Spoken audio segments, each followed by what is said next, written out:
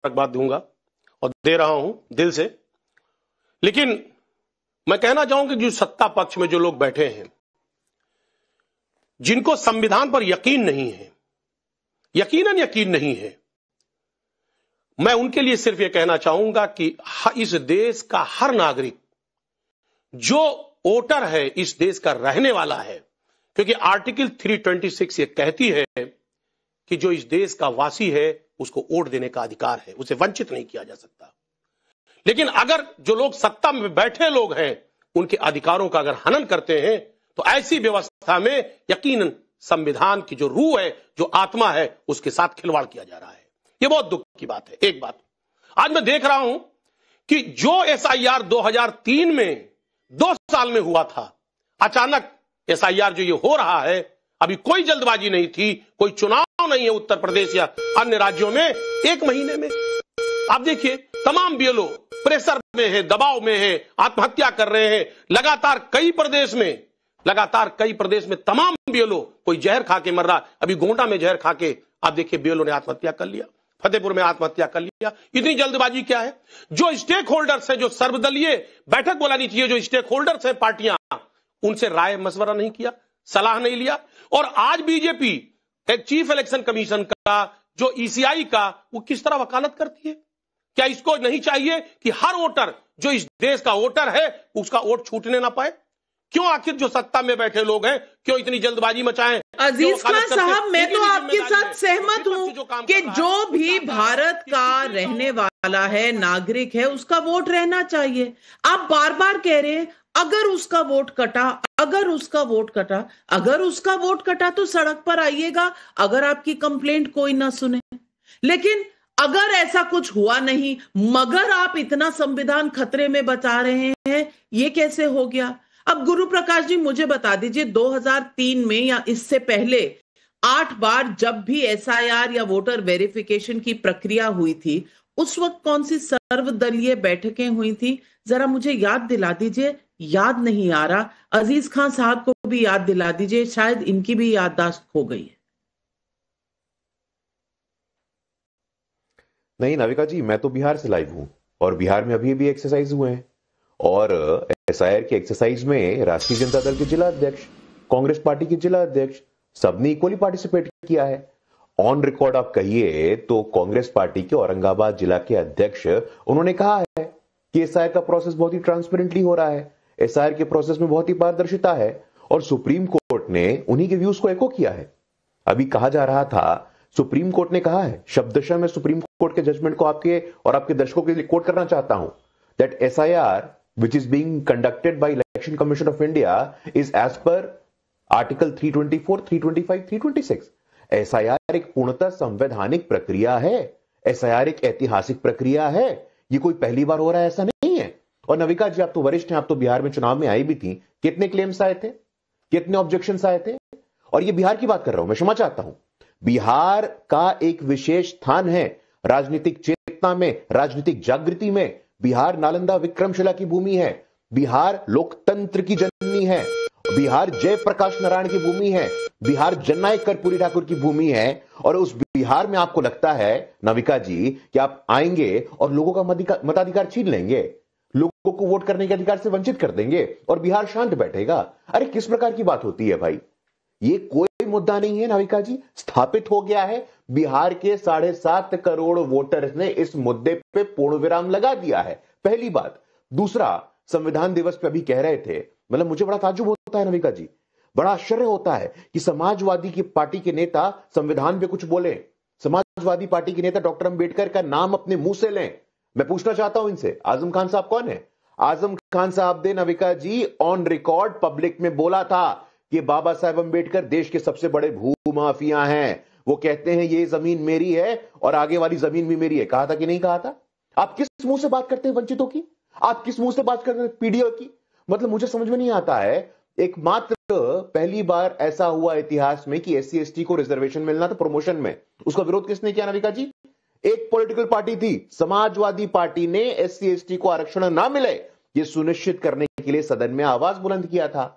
मतलब सुधा मिश्रा जी, इनकी चिंता सिर्फ एक ही है गुरु प्रकाश जी, इनकी चिंता सत्ता है। सत्ता क्यों नहीं मिल रही और जल्दी कब मिलेगी, ये इनकी चिंता है। अब स्वयं पुरोहित जी हमारे साथ जुड़ गए। स्वयं पुरोहित जी नमस्कार। ममता दीदी ने तो आज सारे देश को हिला दिया। उन्होंने कहा है कि हिला देंगी देश को, कोई भी एसआईआर करेगा, कोई भी बंगाल में आके कुछ कहेगा तो वो देश हिला देंगी। मैं पूछना चाहती हूं, क्या धमकी के अलावा कोई भाषा नहीं है? क्या धमकी की भाषा ही संविधान की भाषा है? और क्या आपके यहाँ जो बाबरी मस्जिद की नींव रखी जा रही है, इस पर आपका ख्याल नहीं गया? क्या ये भी संविधान की उपलक्ष्य में, संविधान दिवस के उपलक्ष्य में ये सब हो रहा है कि बाबरी मस्जिद और बाबरी मस्जिद बनाने की 6 दिसंबर की बात हो रही है? मैं पूछना चाहती हूं स्वयं पुरोहित जी, संविधान खतरे में क्यों है? सिर्फ इसलिए कि विरोधी दलों को कोई मौका नहीं मिल रहा कि किस तरह से ऐसे वैसे जैसे भी करके नरेंद्र मोदी को सत्ता से हटा सके? नहीं, देखिए, तो आप तो दूसरा पक्ष को विपक्ष में खड़ा कर दे रही है। सत्ता को बेदखल कौन कर रहा है इस देश के अंदर में? चाहे वो तृणमूल कांग्रेस हो, चाहे वो कांग्रेस पार्टी हो, चाहे वो जितनी भी देश की विपक्षी पार्टियां हो, चाहे वो उत्तर प्रदेश में कभी अखिलेश यादव को अपने बेटे से लड़वाया, रामविलास पासवान जी को के जाने के बाद में कैसे चाचा भतीजा लड़े, महाराष्ट्र में कैसे चाचा भतीजा लड़ रहे हैं, कैसे सत्ता में ईडी सीबीआई इंस्टीट्यूशन का दुरुपयोग करके किस तरह से सत्ता को हथियाने का एक दौरा मापदंड भारतीय जनता पार्टी कर रही है। आज ये जो एसआईआर है, आपने जो आरोप लगाया एसआईआर के ऊपर में, आप मुझे बताइए, इतनी 30-32 से ज्यादा मौतें पूरे देश में हो चुकी है, जो बीएलओज हैं उनकी मौतें हो चुकी है, वो लिख रहे हैं कि आपको और इनके जो अधिकारी हैं वो फोन कर करके उनको धमकाते हैं कि आपको शोकॉज कर देंगे, आपकी नौकरी चली जाएगी। अरे भाई, इनके उत्तर प्रदेश में आज एक बीएलओ ने आत्महत्या की है, इसका जवाब, इसकी हत्यारा कौन है? अरे इतनी हड़बड़ी क्या है? ममता बनर्जी ने क्या कहा? किसी भी एलिजिबल वोटर का नाम हम नहीं कटने देंगे। ये क्या गलत है? एलिजिबल वोटर को नाम काटना क्या इलेक्शन कमीशन का काम है क्या? ये काम इलेक्शन कमिश्नर का नहीं है। इलेक्शन कमिश्नर का काम है ज्ञानेश्वर कुमार जी का कि आप सर्व पार्टी को, सर्वदलीय पार्टियों को एक साथ में एक चश्मे से देखें। आपके लिए भाजपा में और दूसरी विपक्षी पार्टियों में फर्क क्यों लग रहा है आपको? आप कभी भी सुनवाई के अंदर में स्वयं पुरोहित जी मुझे इतना समझा दीजिए, स्वयं पुरोहित जी मुझे इतना समझा दीजिए कि कितने वोटरों का के घर फॉर्म नहीं पहुंचा है? आपके पास कहीं अंदेशा है कि कुछ लोगों को नहीं मिला या कुछ लोगों के नाम कट गए, कुछ मिला? ऐसा कोई एविडेंस है आपके पास? देखिए, ये माहौल किसने बनाया? नाम कटने की बात कहां से आ रही है?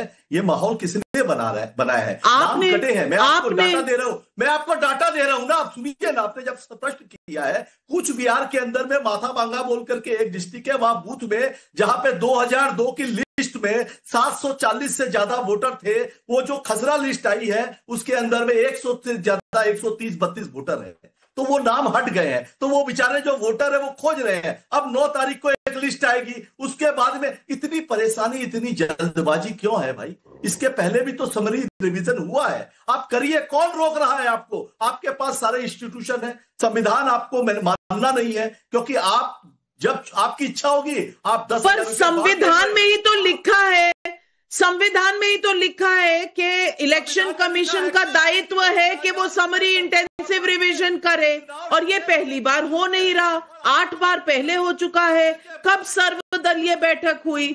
अगर आपको लगता है, अंदेशा है कुछ लोगों का नाम हट गया, आप रिप्रेजेंटेशन दीजिए, अभी तो समय है, अभी तो फाइनल हुई नहीं लिस्ट। लेकिन गुरु प्रकाश जी, ये माहौल, स्वयं पुरोहित जी बात कर रहे हैं माहौल की, ये माहौल कौन बना रहा है? ये संविधान के खिलाफ का माहौल कौन बना रहा है? नहीं, नविका जी, बहुत सही सवाल आपने इनसे पूछा था, और आपने इनसे शुरुआत में ही कहा कि भाई दीदी कह रही हैं कि भाई हम हिला देंगे, समक्ष राष्ट्र को हिला देंगे। नविका जी, मैं आपका ध्यान आकर्षित करना चाहता हूं एक ऐसी धमकी पे।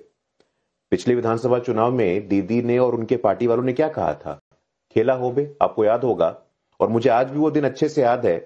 वो आज भी हमारे स्मृतियों में है कि 2 मई को 2021 में जब इनके चुनाव के नतीजे आए थे, तो खेला होबे के नाम पे पश्चिम बंगाल की सड़कों पे जो हिंसा का तांडव हुआ था, आपको याद होगा नविका जी?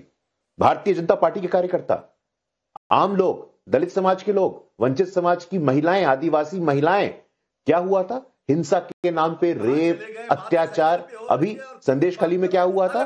तो बहुत अच्छा किया आपने बोला कि भाई जब ये लोग धमकी देते हैं तो उस धमकी को पूरी संवेदनशीलता से सुनना चाहिए। अब जब ममता दीदी धमकी दे रही हैं, और बार बार मैं इसको थ्रस्ट देके बोल रहा हूं, ये धमकी वाले लोग हैं, ये वार्निंग वाले लोग हैं, और ये वार्निंग देते हैं। और पश्चिम बंगाल के गरीब, गुरबे, वंचित, शोषित, पीड़ित, शाहजहां कौन था याद है आपको?